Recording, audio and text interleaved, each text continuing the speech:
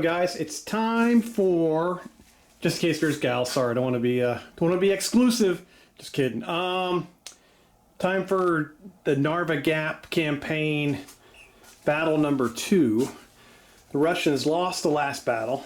They are moving into Sector 1 to attack Outpost Sunshine, which I know nothing about Outpost Sunshine. I did get a book on the Narva Bridgehead, and I'm going to read it at some point here. But I kind of put a little base up here. They found the Germans kind of taken over let's say some kind of villa or inn or whatever, bigger building on a hill, kind of overlooking the road, moving towards far towards Narva.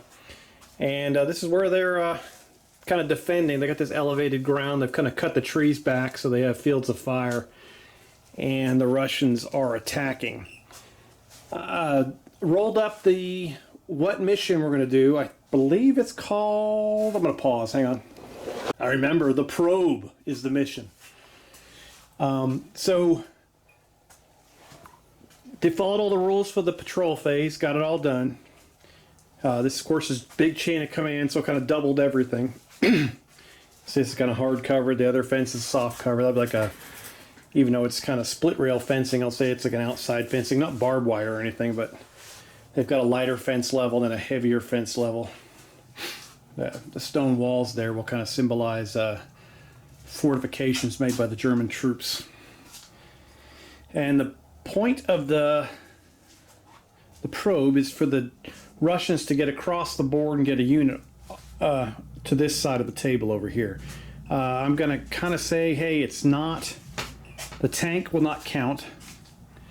You'll see that in the support part of the Russian list. There's a brand new T-34-85, which I'm very happy with. That's a beautiful tank. No wonder everybody wanted to copy that after World War II.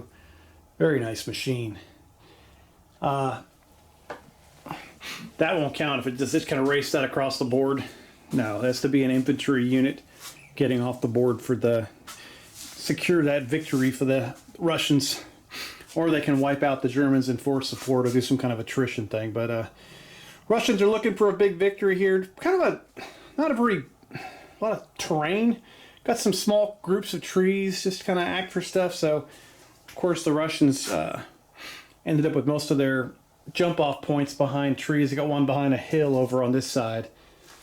Germans did the same thing. They've got 2 behind that little villa back there, 2 up on side the Outpost Sunshine, 1 behind those trees, and then they've got 1 back here. Both platoons for the Germans have 1 behind that villa, like the Russians have 1 jump off point for each platoon behind these main trees in the center here.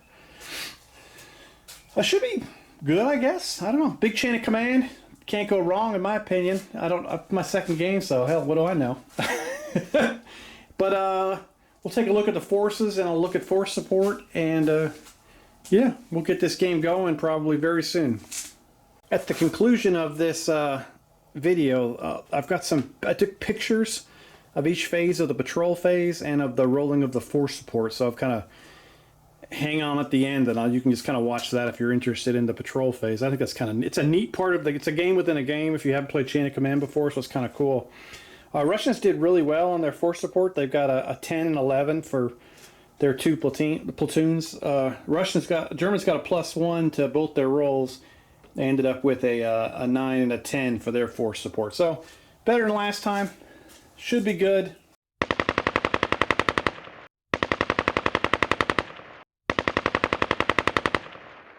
Russians have their standard rifle or light machine gun squads. They've got 6 of them, 3 per platoon. For force support, they picked an extra, so they'll bring another squad. These are all going to be fresh. Nothing was chewed up in the last one. I gave them, you're not allowed to have the preparatory bombardment, whatever they call it. You know, I turn the camera on, my brain shuts off more than ever. But I did give them a free mortar section. And they have a Maxim machine gun. They have a combat medic, and they have the T-34-85. So that's pretty phenomenal, and Germans don't have a lot of answers to the tank, so they got a lot of Panzerfaust though. Germans have their squads of mostly riflemen, some submachine guns thrown in, and some assault rifles. Every squad's got a MG42 on a bipod, or just free firing it. They've got both platoon commanders, a senior officer like the Russians do, and a combat medic. Here's the second, 3 squads of 2nd platoon.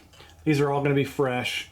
For force support, they took the mortar battery, and they took a MG42. So that and the medic, and that's about it. You don't get a lot of force support on the probe. I think it was like 6, so it's like 3 per platoon. So couldn't add it up very much to, couldn't do anything substantial, but the work will have to be done by the Russians getting across the board. So won't see a lot of toys in this one. It'll be a lot of fun. I got a lot of good feedback on the first mission of the campaign.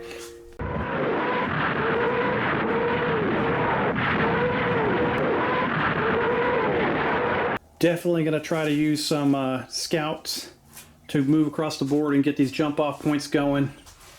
And yeah, maybe I can fire some smoke down or something like that too to help out the Russians.